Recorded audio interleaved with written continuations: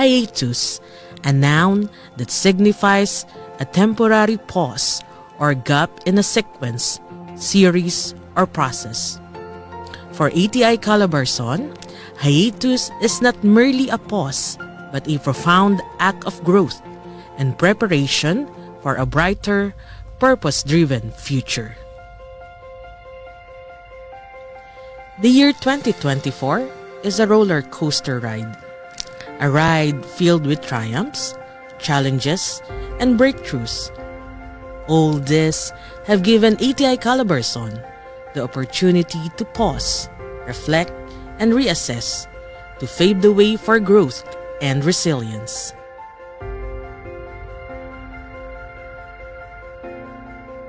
In the year 2024, we embrace our hiatus, a moment to revisit on our milestones, confront our challenges, learn from our experiences, and prepare for what lies ahead.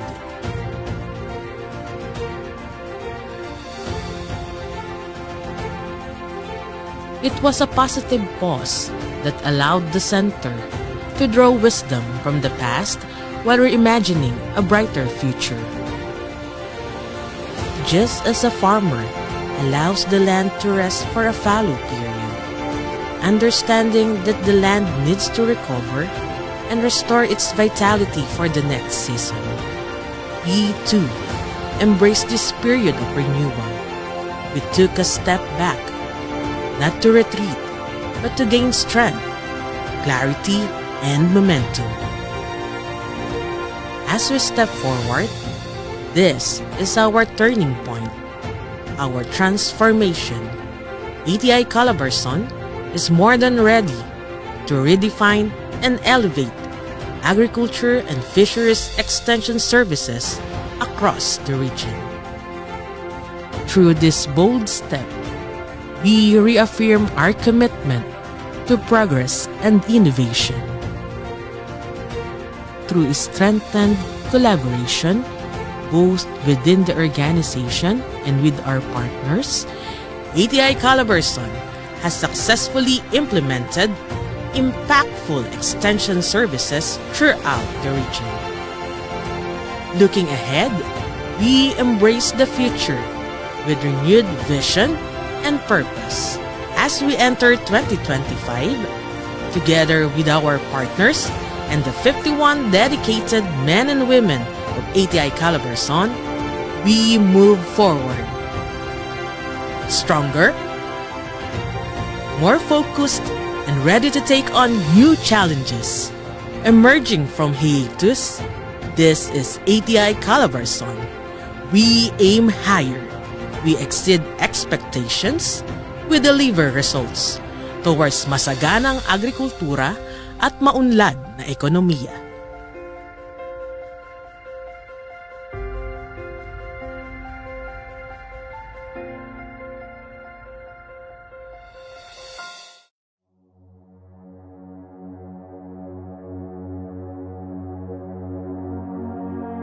Tayo po ay manalangin.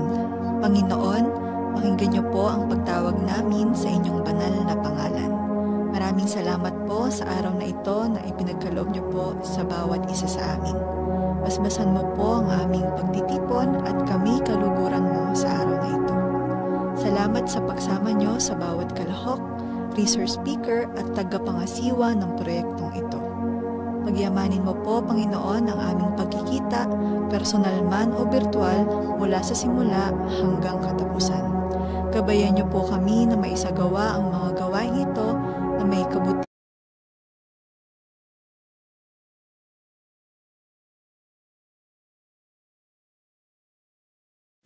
Mga kababayan, ang pambansang awit ng Pilipinas.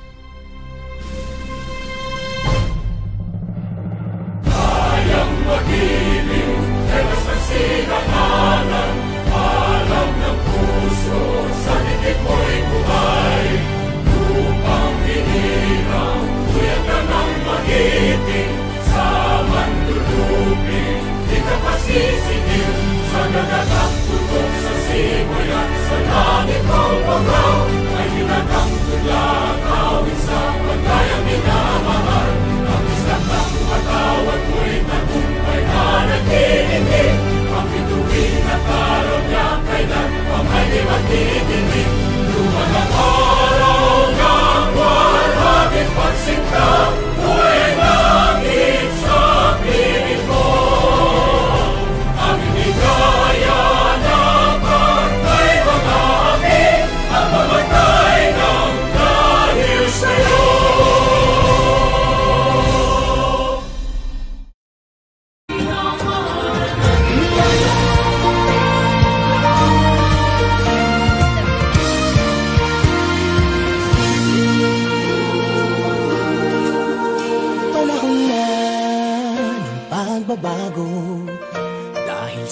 ito ay kinakailangan. Tayo na magtulong-tulong, napaunlarin ang mahal nating bayan.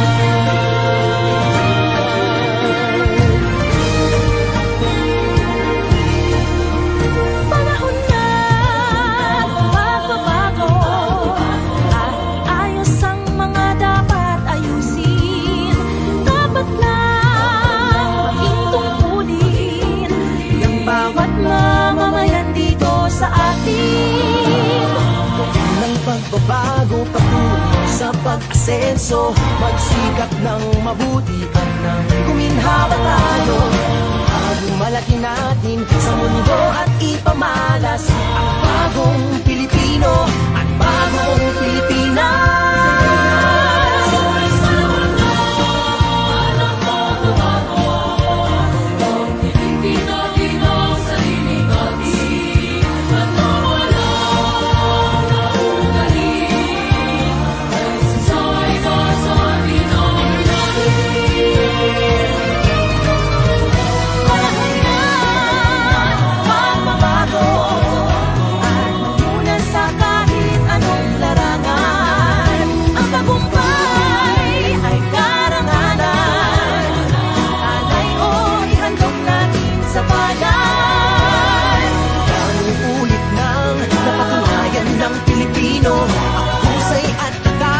Kagandahan at talento, makipagpaligsahan kahit anong oras. Bagong Pilipino at bagong Pilipinas.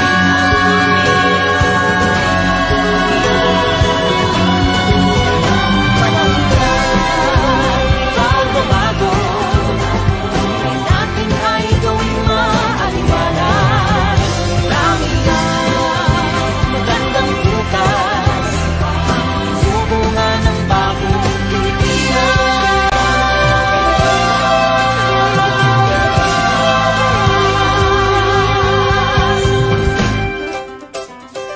Panahon na.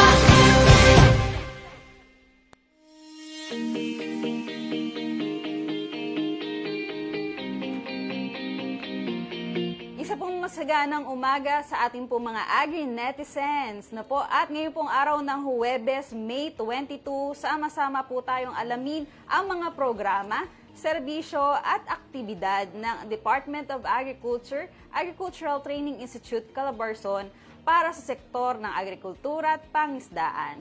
Welcome po sa ikalawang episode ng Agri-Focus. Ako po si Jaja Kailo mula po sa Information Services Section.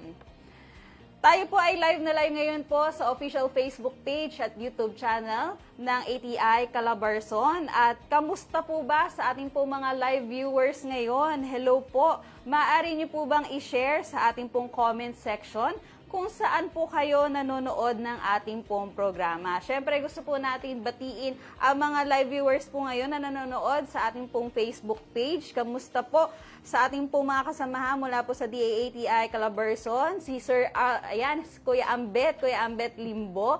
Gayon din po ang mga kasamahan po natin sa AFU. Hello po sa ating pong Sir JP at ating pong mga kasamahan sa Admin and Finance section.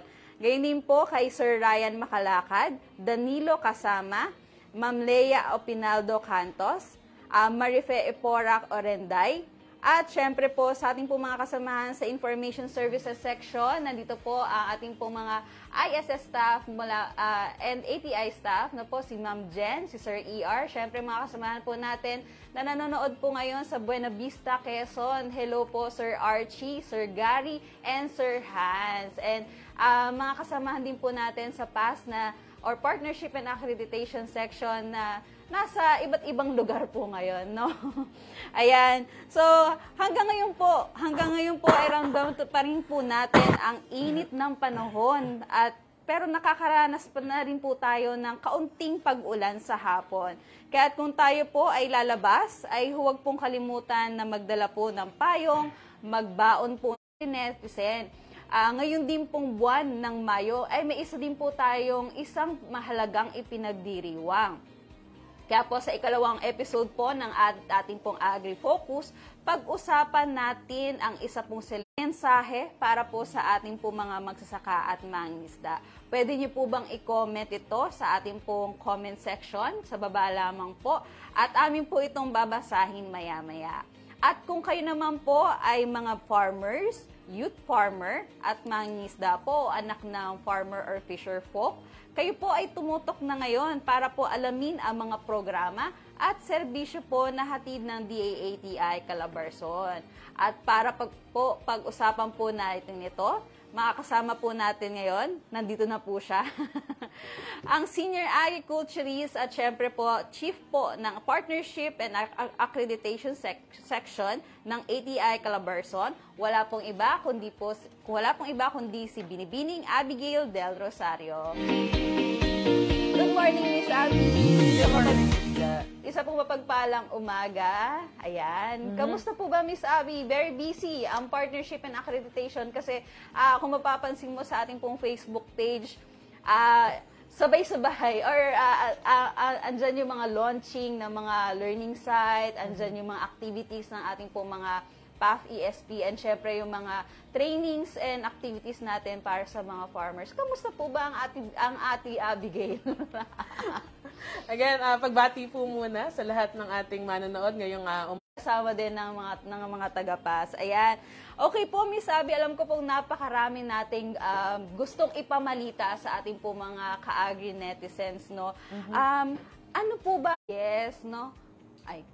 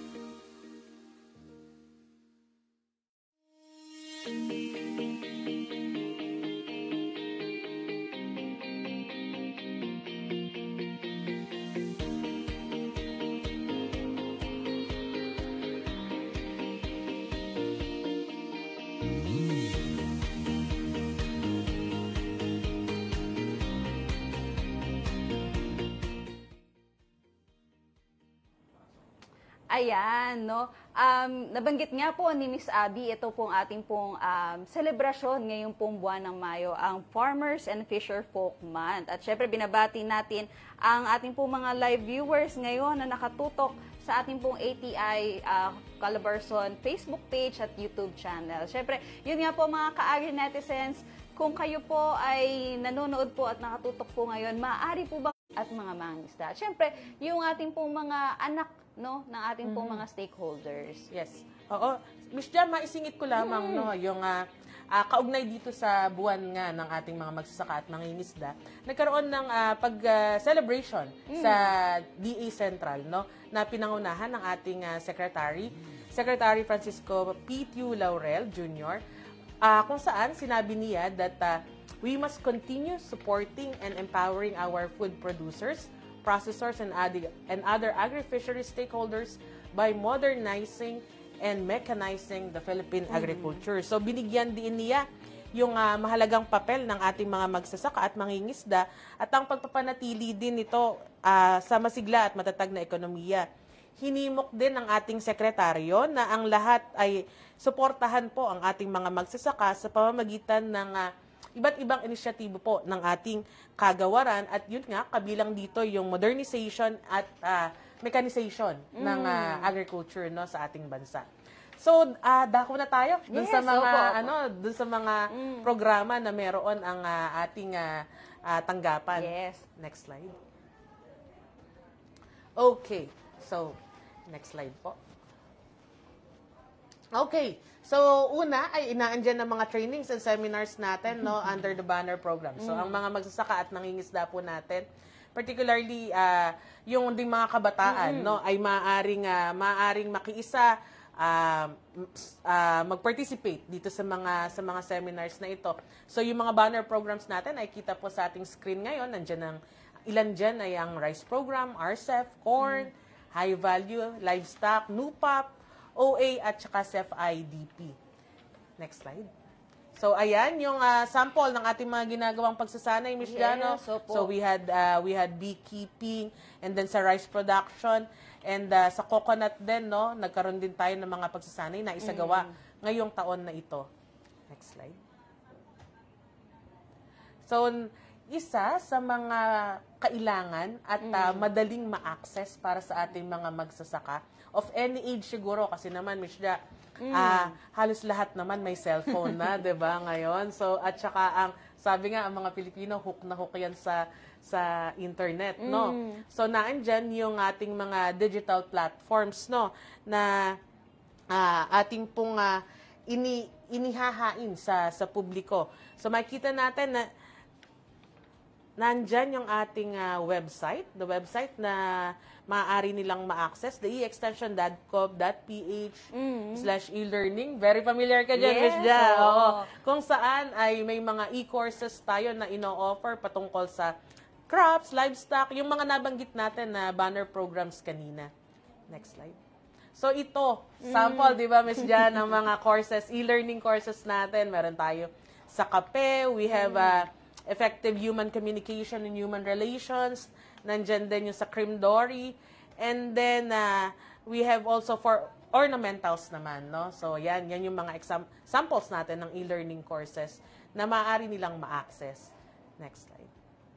Of course, because aside from the e-learning, na meron tayo, nandyan syempre yung patok na patok. Yes. Facebook, no? So we have our FB account, FB page na meron ng ating opisina. And of course, dito sa page natin, dito natin inilalagay yung mga announcements din natin na dapat nakasubscribe, no? So as of the moment, we have 54,000 followers. Padagdag ng padagdag yan, Miss Abby. Okay. Next slide. At naandyan din syempre sa Instagram naman. Meron din tayong account dyan. Slide. And of course, sa YouTube channel natin, no? So yung ating mga live na in-offer natin, no? Dyan natin ipinapasok na. Sa account natin dyan at can be accessed by the public anytime, no? So para sa ating mga magsasaka po. Next slide.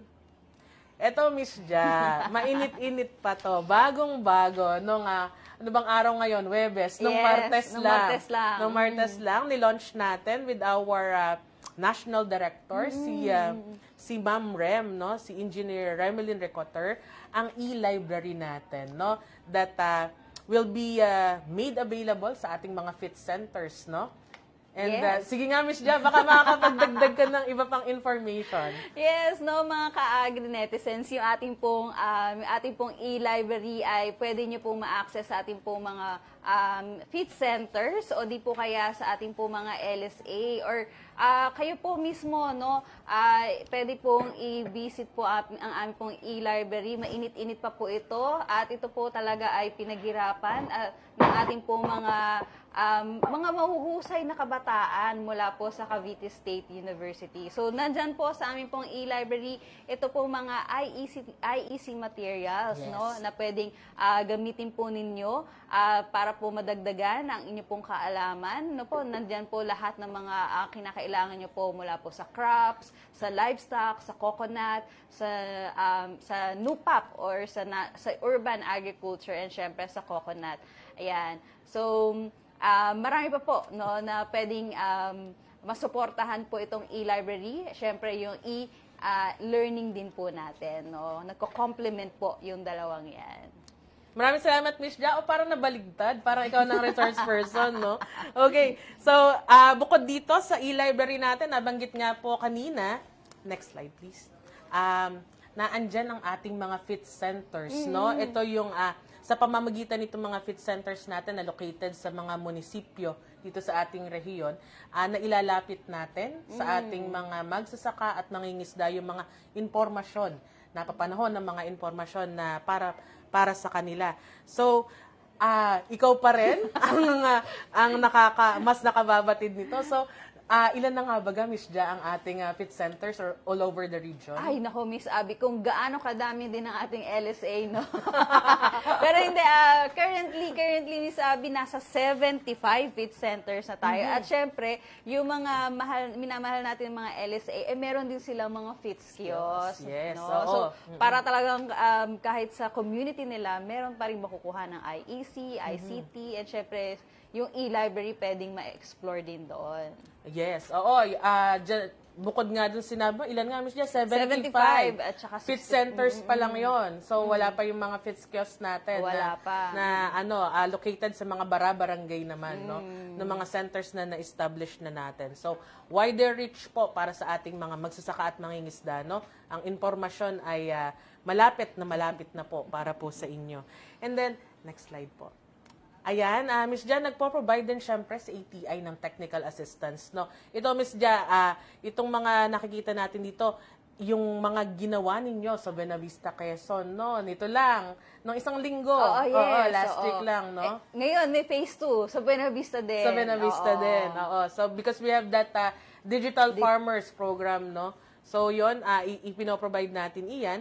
Kasama din ito sa technical assistance yung mga rice crop manager, the briefings na ipino-provide din natin sa mga magsasaka. Rice crop manager ay kung saan nag-generate naman tayo ng fertilizer recommendation, no? Para sa ating pong mga nag-aalaga ng halamang palay. Okay, next slide. Of course, eto na, Miss Ja, the certification and accreditation. So, ito ay maaari pong ma-avail ng ating mga magsasaka, no? Na nagnanais na magpa-certify po kay ATI Calabarzon ng mga tinatawag po nating learning sites for agriculture. So we have learning sites for agriculture 1, and then pwede after a while, after a year or two, kapag qualified na, pwede nating ma-upgrade to LSA 2, and then naandyan yung ating mga PAF ESP naman. Pwedeng ganun na yung ganun yung mekanismo niya, no. Maisingit ko lang din, Miss Ja, di ba nag-launch tayo ng e-library, no. So prior to e-library, may ni-launch din si Ma'am Rem na isang learning site sa Amadeo. Sa Amadeo naman, yung Kabutihan Farm, kasabay po iyon nung pag-launch namin ng e-library. Nagpunta din po ang aming National Director sa isang farm sa Amadeo, Cavite. Yes, bisitahin po ninyo ito pong ating pong mga ang ating pong mga LSA 1, no, kasi sila talaga yung mga kung meron po kayong kung kayo po ay mga farmer o gusto niyo pong pasukin ang pagsasaka at syempre gusto niyo pong magabayan muna, no? Ayan. Maaari po kayong pumunta sa amin po mga LSA 1 para tingnan din po yung mga teknolohiya, tingnan po ninyo yung kanila po mga practices. Yes. So, at sila naman po talaga ay tatanggapin po kayo ng bukas ng loob na po. Yes, para maiwasan din nila kahit paano yung mga pagkakamali nila bago sila pumasok sa pagnenegosyo sa agrikultura. Okay, so next slide. Ang isa pa sa mga ibinibigay din natin, pinagkakalob natin ito naman po ay para sa mga kabataan. We have internship programs under organic agriculture na by the way tayo ay nasa 3rd batch na ngayong taong ito, no? And then the youth internship program naman for corn young farmers. So ngayon naman tayo ay nasa 2nd batch. So ito din, itong linggong din iyan, ito pong i-deploy natin, Miss Ja, yung sa corn program natin. No? So, nandyan ang ating mga kasamahan mula sa CDMS and PAS din sa Anpilo Farm, sa Calaca, Batangas. Sa Calaca. Alam mo, Ate Abby, Miss Abby, napakaganda ng programa itong Youth Internship Program kasi talagang involved yung kabataan sa kitang-kita nila yung pagsasaka kasi meron silang mentor, no? May mentoring yan na kumbaga ina-idolize na rin nila sa ganung pamamaraan, no? Kasi ang ibinibigay natin ng mga mentors sa kanila, yung ating mga learning sites for agriculture na experience na, kumbaga, Yes. talagang maituturo na sa kanila kung ano talaga ang mga tamang gawain sa Yes. pagsasaka. At saka meron silang nare-receive nga po ba? Yes, meron. After ng Oo. internship? After the internship program, kapag ka natapos nila yung period ng internship program, then yung kanilang mga proposals ay popondohan ng ating ahensya, no, para sila mismo ay masimulan ang kanilang mga agribusiness ventures. Apakagandang programa po yan para po sa ating po mga kabataan. At syempre, no, na-encourage natin yung mga youth na mag-venture Yes. sa agriculture. Ayan. Kasi nga, we need yung next generation ng ating mga magsasaka. Okay, next slide please. Ayan, Miss Jack. Kung kanina, lokal yung internship program, so meron din tayong pang-international naman, no? So meron tayong tinatawag na Filipino Young Farmers Internship Program in Taiwan na nung isang linggo lamang, I think, ay inatinan ni Miss Vera yung send-off ceremony, no? Okay. Para sa ating pupunta po sa Taiwan ng mga interns. Bali sa regions natin, para nakapagpadala tayo dalawa. Oh, okay. Dalawa, no? And then we also have the Young Filipino Farm Leaders Training Program in Japan naman, no? So, itong si Jairo Rabano, no? Nakabalik na siya from Japan naman. And then Sana all. Sana all. And then na-awardan na din ng I think 150,000, no, na pwede niyang pagsimulan din kasi siya yung maganda yung proposal na kanyang nagawa. So among the interns, pinondohan yung kanyang proposal. Then at the same time nga, yung pagbalik niya dito sa Pilipinas nga kasi, pag natapos ang internship program sa ibang bansa, bibigyan din siya ng kapital, no, para makapagsimula. And then lastly, ito, mainit-init pa to, the Philippine-Israel Internship Program for the youth naman. So Israel, 3 bansa na po tayo, no. So tayo ay nag-deadline nito ng submission ng application, I think nung May 15. Yes. So, ang mga applicants po na ini-screen po sa ngayon, nag-undergo po ng process ng screening para po naman sa Philippine-Israel Internship Program. Ayan, no? Napakagandang programa ito para po sa ating po mga kabataan. Biruin nyo, Japan, Taiwan, and ngayon po Israel. So, grab lang po natin itong mga opportunities na ito. And syempre, isang tip siguro dito, Miss Abby, no? Laging i-ready yung mga documents. Yes, And syempre, isa sa mga critical na document natin dito yung sa medical. Tama po ba? Oo, medical. Oo. Kaya sa ating po mga kabataan dyan, Stay healthy. Stay healthy. Stay healthy. Stay healthy. And syempre, sa pagiging stay healthy, laging kumain ng gulay. Tama, Miss Ayan. Jen. Okay, next slide po. Ayun, no, Miss Abby. Syempre, sa ating po mga kabataan, syempre kailangan din, kung meron kayong mga proyekto o mga activities din, sana ma-involve din natin yung ating po mga farmers. Yes, oo. Ayan. So talagang kayo din po yung magiging tulay natin para, ito yung DFP. Yung DFP. Ang DFP, di ba, pinagpa-partner natin yung nakababata na mga nagsisimulang magsasaka at saka syempre yung may experience na ating mga medyo sinaunang magsasaka, no? Kasi nga, ini-introduce natin sa makabagong teknolohiya, no, sa DFP. Sila talaga yung aalalay, no? Aalalay sa ating po mga tatay at nanay na mga magsasaka para mas ma-expose po or kumbaga mas ma-familiarize sila sa mga agricultural apps na meron tayo. Katulad na nabanggit nyo yung Rice Crop Manager, no? Yes, Ate Abby, alam ko napakahaba napaka-iksi ng ating pong agri-focus, pero meron po ba kayong naisidagdag pa sa mga programa po at servisyo ng DATI Calabarzon? Sa ngayon, yun na muna, Miss Jan, no, sa dami ng ating mga gawain. Dito, ipapakita lang natin saan ba tayo marireach, no? So, ito yung mga FB page natin, and then the Instagram, YouTube channel, and then our website, no? Yes. Ito ay kailangan very accessible, no? If you want information, kung ano ba nangyayari, anong ginagawa na ATI, then dito po ninyo makikita lahat.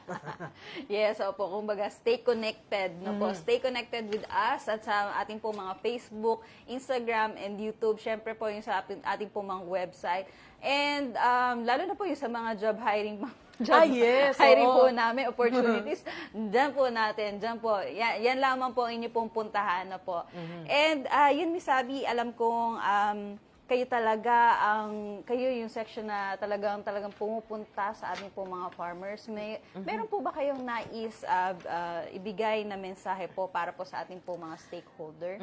Michelle, sa mensahe no, nais natin na iparating sa ating mga magsasaka at mangingisda yung taos-pusong pasasalamat po namin. Hindi lang po ako, kundi kami pong lahat ay nagpapasalamat sa ating mga magsasaka at mangingisda dahil sabi nga po namin, kayo po ang naglalagay ng pagkain sa bawat hapag. Sa bawat hapag ng pamilyang Pilipino, no? So, yun po ay malaki ang utang na loob natin sa kanila, no? At sa iba naman nating mga stakeholders, no, o gumagampan sa sektor ng agrikultura, siguro ang masasabi lamang din natin ay ipagpatuloy po natin na pagyamanin, paunlarin ng agrikultura para sa mga ahensya na katulad natin, ipatupad po ng maayos ang mga mandato, no, ng mga tanggapan sa ilalim ng kagawaran ng agrikultura upang in the end makamit po natin ang masaganang agrikultura at maunlad na ekonomiya po para sa ating lahat. Maraming salamat po, Miss Abby. At syempre, magkikita pa rin po tayo maya-maya lamang po. Yeah. At syempre, maraming salamat po sa ating po mga kaaging netizens na tumutok at lagi pong sumusuporta po sa mga aktibidad po ng DA-ATI Calabarzon. At syempre, ngayon po nga buwan ng Mayo, no, lagi po natin suportahan ang ating po mga magsasaka at mangingisda kahit po sa mga simpleng pamamaraan lamang natin, no. At nais po nating batiin natin po mga agri-netizens na nandito pa rin po sa ating pong Agri-Focus, si Ma'am Annabel Maniquez, and then si Sir Patrick, no po, Sir Ryan, Ma'am Lorna, at syempre, si Ma'am Clyde, ito nga po ba yung ating pong intern, and si Ma'am, yan po, si Ma'am si Sir Nihi Magnay. Hello po, maraming salamat po sa inyo pong pagtutok sa ating pong 30 minuto na programa po ng Agri-Focus. At isa na naman po makabuluhang kwentuhan ang inyo pong tinutukan. Maraming salamat po sa ating pong panauhin ngayong pong umagang ito, si Ma'am Abigail Del Rosario. At syempre po sa ating pong mga live viewers, sa inyo pong pagsama sa ikalawang sa ere po ng ating pong Agri-Focus. At hangad po namin na kayo po ay lubos na natuto po at makasama po namin kayo sa mga susunod po naming mga aktibidad na handog po namin para po sa inyo. At siyempre sa ating po mga agri-netizens, huwag pong kalimutang i-like at i-follow po ang ating pong official Facebook page ng DA-ATI Calabarzon at YouTube channel. Hanapin lamang po ang ATI Calabarzon para po mas maging updated sa mga iba't ibang serbisyo at programa po ng aming pong ahensya. Dagdag din po natin dito yung mga kalaman at kasanayan online tungkol po sa mga teknolohiyang pang-agrikultura at pangisdaan. Bisitahin lamang po ang aming pong eextension.gov.ph, mag-register, mag-enroll sa e-learning courses at matuto any pace, any place. No po. Sa ngalan po ng aming pong Center Director, Dr. Rolando V. Maningas, ako po si Tita Jaja para po sa Agri-Focus, kwentuhan tungkol sa mga kaganapan ng Sentrong Pansanayan para sa agrikultura at pangisdaan. Isa pong mapagpalang umaga po sa lahat.